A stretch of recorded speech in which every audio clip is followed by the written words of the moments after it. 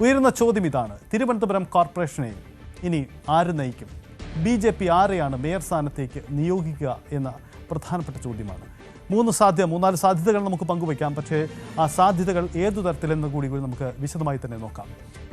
ആരെയാണ് BJP mayor സ്ഥാനത്തേക്ക് ഉയർത്തിക്കാട്ടുക എന്ന ചോദ്യമാണ്. ആർ ശ്രീലേഖ മുൻ DGP ആണ്. ആർ ശ്രീലേഖ ശാസ്തമംഗലം വാർഡിൽ നിന്നാണ് വിജയിച്ച് കയറിയത്.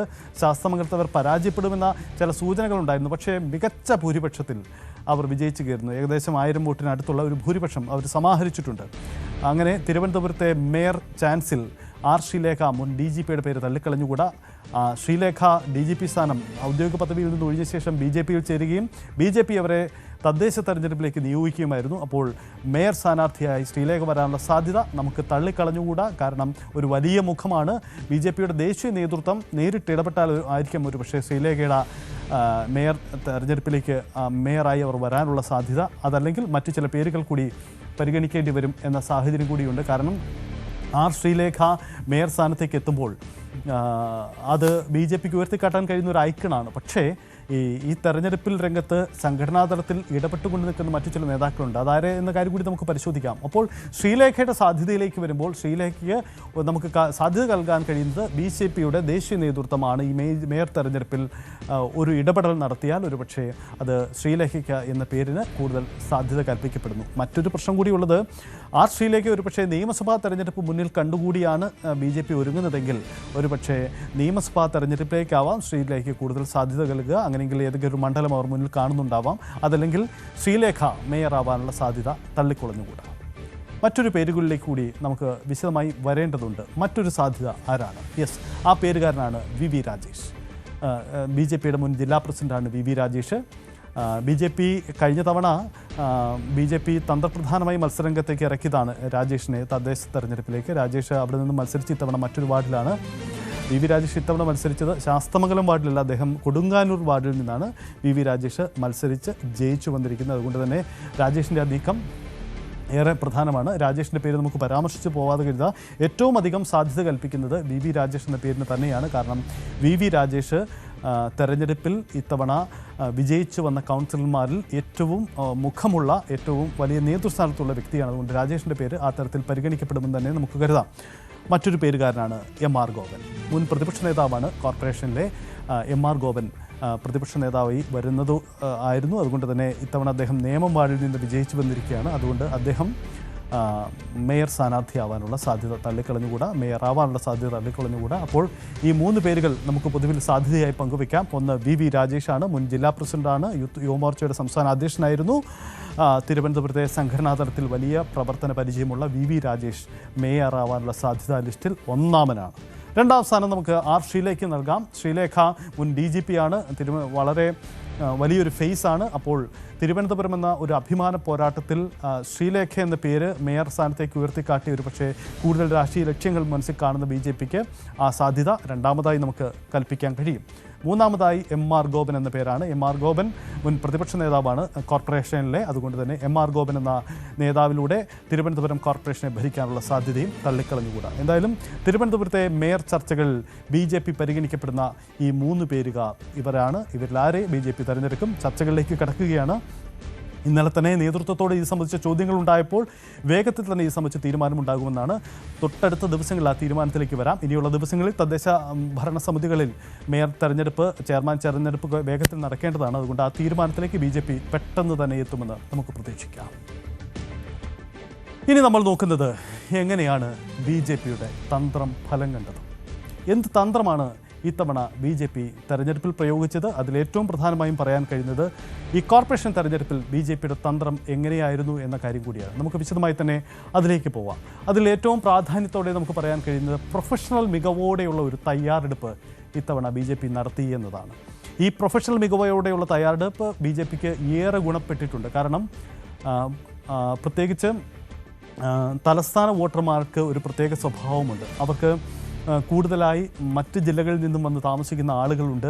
ഒപ്പം യങ്സ്റ്റേഴ്സ് ഉണ്ട്, പുതുതലമുറ വോട്ടർമാരുണ്ട്. അപ്പോൾ ഒരു പ്രൊഫഷണൽ മികവ് ഇക്കാര്യത്തിൽ അവർ പ്രകടിപ്പിച്ചിരുന്നു. ഒരു സ്ട്രാറ്റജി, തിരുവനന്തപുരം കോർപ്പറേഷന് ഒരു സ്ട്രാറ്റജി ഉണ്ടാവണം. ആ സ്ട്രാറ്റജി കേന്ദ്രീകരിച്ച് തന്നെയാണ് അവർ പോയത്. ആ മികവ് തെരഞ്ഞെടുപ്പിൽ BJPക്ക് ഗുണം ചെയ്തു. അങ്ങനെ BJPയുടെ ഫലം കണ്ട തന്ത്രങ്ങളിൽ പ്രൊഫഷണൽ മികവോടെയുള്ള തയ്യാറെടുപ്പാണ് മറ്റൊന്ന് പ്രധാനപ്പെട്ട ഘടകമായത്. വേറൊന്ന് സംഘടനാ സംവിധാനം മികവാക്കിയ പ്രചരണതന്ത്രം. നമുക്കതിനെ പറയാം. BJPക്ക് നേരത്തെ നമ്മൾ CPMൻ്റെ കാര്യം പറഞ്ഞതുപോലെ കേഡർ സ്വഭാവമുള്ള സംഘടനാ സംവിധാനമുണ്ട്. BJPയുടെ സംഘടനയ്ക്കപ്പുറം RSS എന്നതിന് സമാന്തരമായ മറ്റൊരു സാഹചര്യവും സംവിധാനവും അവർക്കുണ്ട്. അപ്പോൾ ഈ സംവിധാനങ്ങളൊക്കെ അവർക്ക് അവിടെയും പ്രയോജനപ്പെടുത്താൻ കഴിഞ്ഞിട്ടുണ്ട്. അപ്പോൾ BJPയുടെ സംഘടനാ സംവിധാനത്തിന് പുറമെ അവർക്ക് RSSൻ്റെയും സംഘടനാ സംവിധാനം മികച്ച രീതിയിൽ കൊണ്ടുവരാൻ കഴിഞ്ഞിട്ടുണ്ട്. ഒപ്പം ആ സംഘടനാ സംവിധാനം മികവാക്കി പ്രചരണ രംഗത്ത് മുന്നേറാനും അവർക്ക് കഴിഞ്ഞു എന്നതാണ് സാഹചര്യം. വേറൊന്ന് പുതുതലമുറ വോട്ടർമാരെ ലക്ഷ്യമാക്കിയുള്ള നീക്കമാണ്. അത് സുപ്രധാനമായൊരു നീക്കമാണ്. പുതുതലമുറ വോട്ടർമാർ തങ്ങളുടെ ഒപ്പം നിർത്തുക എന്ന തന്ത്രം ഇതിൻ്റെ ഭാഗമായി വരുമ്പോൾ പുതുതലമുറ വോട്ടർമാർ കൂടുതലുള്ള തിരുവനന്തപുരത്തിന് വേണ്ടി പുതുതലമുറയ്ക്ക് വേണ്ടിയുള്ള മുദ്രാവാക്യം വികസനം മാറുന്ന തിരുവനന്തപുരം, ഇതൊക്കെയായിരുന്നു അവരുടെ ഒരു നീക്കം.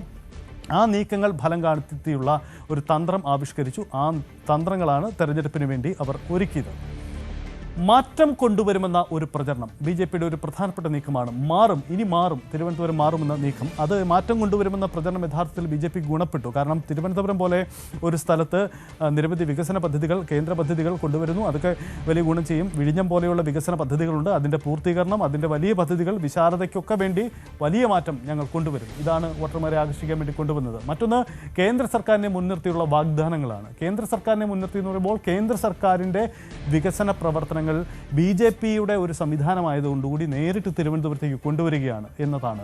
ഇന്നലെ പ്രധാനമന്ത്രി തന്നെ അത് അഭിനന്ദനം വന്നതോടുകൂടി ഇനി നഗരവികസനത്തിനൊപ്പം ഉണ്ടാകുമെന്ന വാഗ്ദാനം നൽകിയതോടുകൂടി ആ വാഗ്ദാനം ഒന്നുകൂടി ഒരു ഘട്ടം കൂടി കടന്നു എന്ന് വേണമെങ്കിൽ നമുക്ക് പറയാം. ആ തരത്തിൽ കൂടിയായി ആ നീക്കം മാറുന്നു എന്നതാണ് സാഹചര്യം. അങ്ങനെ BJPയുടെ വാഗ്ദാനങ്ങളിൽ കേന്ദ്ര സർക്കാരിനെ മുൻനിർത്തിയുള്ള നീക്കം പ്രധാനപ്പെട്ടതായിരുന്നു. മറ്റൊന്ന് രാജീവ് ചന്ദ്രശേഖരൻ വന്നതാണ്. രാജീവ് ചന്ദ്രശേഖരൻ്റെ ഒരു പുതു നേതൃത്വം അത് BJPക്ക് ഏറെ ഗുണപ്പെട്ടിട്ടുണ്ട്. പ്രത്യേകിച്ച് BJPയുടെ പതിവ് രാഷ്ട്രീയ തന്ത്രങ്ങൾക്കപ്പുറം രാജീവ് ചന്ദ്രശേഖരനെ മുൻനിർത്തി നടത്തിയ ചില നീക്കങ്ങൾ, ചില പ്രൊഫഷണൽ മികവുകൾ, BJPയുടെ പരമ്പരാഗതമായ ഐക്കണുകൾ, BJPയുടെ പരമ്പരാഗതമായ അജണ്ടകൾക്കപ്പുറമുള്ള പുതിയ നേതൃത്വം, അങ്ങനെ ജാതിമത വ്യത്യാസമില്ലാതെ ആളുകളെ സമാഹരിക്കാൻ, വോട്ടർമാരെ സമാഹരിക്കാൻ, കൂടെ ചേർക്കാൻ കഴിയുന്ന ചില നീക്കങ്ങൾ, ഇതൊക്കെ ഫലം കണ്ടു എന്നതാണ് BJPയുടെ പ്രചരണ തന്ത്രത്തിൽ സംഭവിച്ച സാഹചര്യം എന്നതുകൂടിയാണ് പ്രധാനപ്പെട്ട നീക്കം.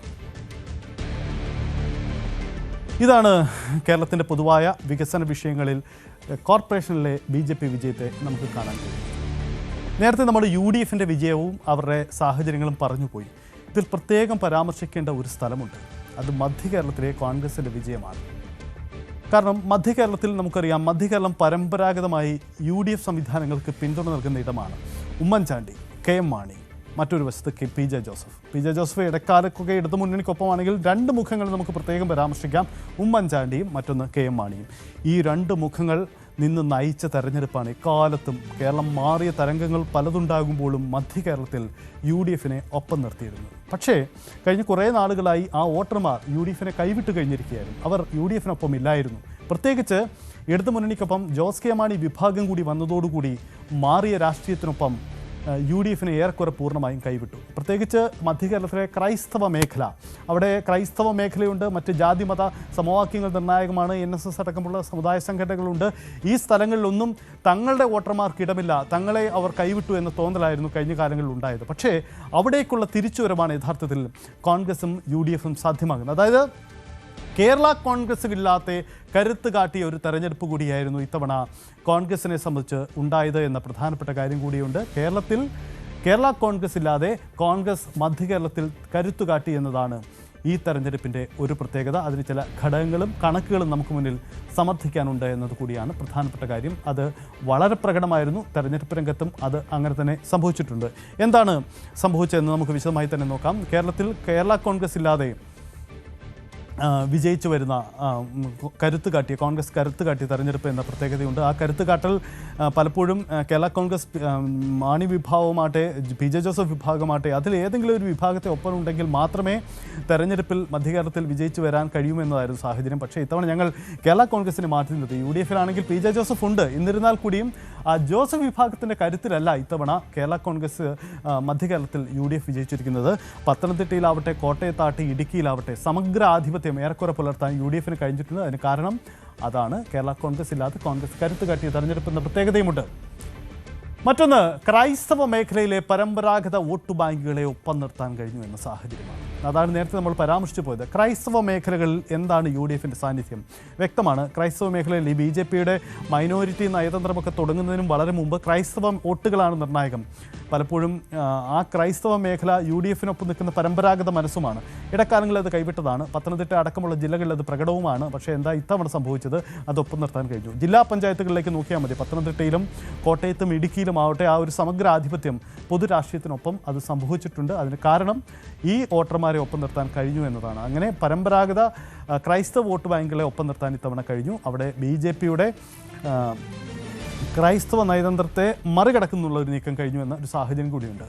കേരള കോൺഗ്രസ് എമ്മിൻ്റെ വെല്ലുവിളിയെ അതിജീവിച്ചു കൂടിയാണ് ഈ നേട്ടമെന്ന പ്രത്യേകതയുണ്ട്. നമുക്കറിയാം, ഈ മധ്യ കേരളത്തിൽ കേരള കോൺഗ്രസ് എം എന്നത് ഒരു പ്രധാനപ്പെട്ട കക്ഷിയാണ്. PJ ജോസഫിൻ്റെ പാർട്ടിക്കും സ്വാധീനമുണ്ടെങ്കിൽ കൂടിയും കേരള കോൺഗ്രസ് എം പത്തനംതിട്ട, ഇടുക്കി, കോട്ടയം അടക്കം ജില്ലകളിലായി വ്യാപിച്ചു കിടക്കുന്ന ഒരു സംവിധാനമാണ്. കേരള കോൺഗ്രസ് പാരമ്പര്യം അവകാശപ്പെടുന്ന KM മാണിയുടെ പിന്മുറക്കാർ എന്നത് ഒക്കെ അവർക്ക് നേട്ടമുണ്ടാക്കുന്ന ഒരു കാര്യങ്ങളായിരുന്നു. അപ്പോൾ ഈ പലപ്പോഴുമുള്ള അവിടുത്തെ രാഷ്ട്രീയ നേട്ടങ്ങളിലും നീക്കങ്ങളിലുമെല്ലാം കേരള കോൺഗ്രസ് ഒരു വെല്ലുവിളിയാണ്. പക്ഷേ ഇത്തവണ അവർക്ക് ഈ കേരള കോൺഗ്രസിൻ്റെ രാഷ്ട്രീയ നീക്കങ്ങളെയൊക്കെ അതിജീവിച്ചുകൊണ്ട് മുന്നോട്ട് വരാൻ കഴിഞ്ഞു എന്ന സാഹചര്യമുണ്ട്. അത് എല്ലാ അർത്ഥത്തിലും ആ നേട്ടം നൽകുന്നതാണ്.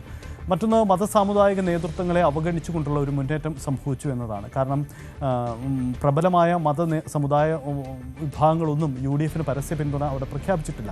പക്ഷേ അതൊന്നുമില്ലാതെ മത നേതൃത്വങ്ങളും NSS UDF-നെതിരായിരുന്നു, കോൺഗ്രസിനെതിരായിരുന്നു, അല്ലെ ക്രൈസ്തവ സഭകളൊന്നും UDF അനുകൂലമായ നിലപാടുകളൊന്നും എടുത്തിട്ടുമില്ല. എന്നിട്ടുകൂടി ഈ മുന്നേറ്റം സാധ്യമായി എന്ന് പറയുമ്പോൾ മധ്യ തിരുവിതാംകൂറിന് മാറുന്ന മനസ്സ് തങ്ങൾക്കൊപ്പമാണ്, പൊതുരാഷ്ട്രീയം തങ്ങൾക്കൊപ്പമെന്ന് അവർക്ക് അവകാശപ്പെടാം. മറ്റൊരു ഘടകം ഉമ്മൻചാണ്ടിക്കും KM മാണിക്കും ശേഷമുള്ള ഒരു തിരിച്ചുവരവ് എന്ന പ്രത്യേകതയാണ്. നമ്മൾ തുടക്കത്തിൽ പരാമർശിച്ചു, ഉമ്മൻചാണ്ടി, KM മാണി രണ്ട് പ്രധാനപ്പെട്ട നേതാക്കൾ UDF കരുത്തരായി നിന്ന് മധ്യകേരളത്തെ നിയന്ത്രിച്ചിരുന്നവരാണ്. അവർ രണ്ടുപേരും അവരുടെ മരണശേഷം അവിടെ ഒരു നേതൃത്വമില്ല എന്നൊരു സാഹചര്യമുണ്ടായിരുന്നു.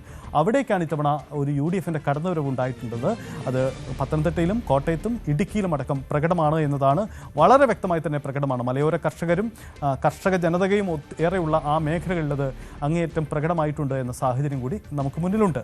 മറ്റൊന്ന്, ഗ്രാമനഗര വ്യത്യാസമില്ലാതെ സാധ്യമായ ഒരു വിജയം എന്നതാണ്. ഉമ്മൻചാണ്ടിക്കും KM മാണിക്കും ശേഷമുള്ള ആ വിഷയത്തിലേക്ക് വരുമ്പോൾ നമുക്ക് പരാമർശിക്കേണ്ട കാര്യവും അതുതന്നെയാണ്.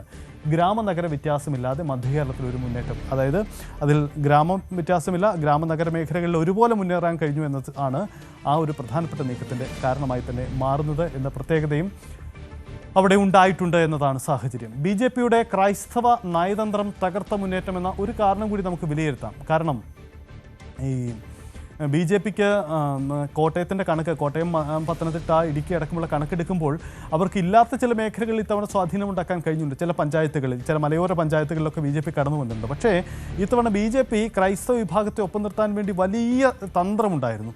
അതിനെയും മറന്നു കിടന്നുകൊണ്ടാണ് ഇത്തവണത്തെ UDF മുന്നേറ്റം ഈ മധ്യകേരളത്തിൽ ഉണ്ടായി എന്ന് പറയുമ്പോൾ ആ സാധ്യത തള്ളിക്കളയില്ല. ആ വിജയത്തിന് കൂടുതൽ പകിട്ടേറ്റുന്നു എന്ന സാഹചര്യം കൂടി നമുക്ക് മുന്നിൽ ഉണ്ടാവുന്നുണ്ട്.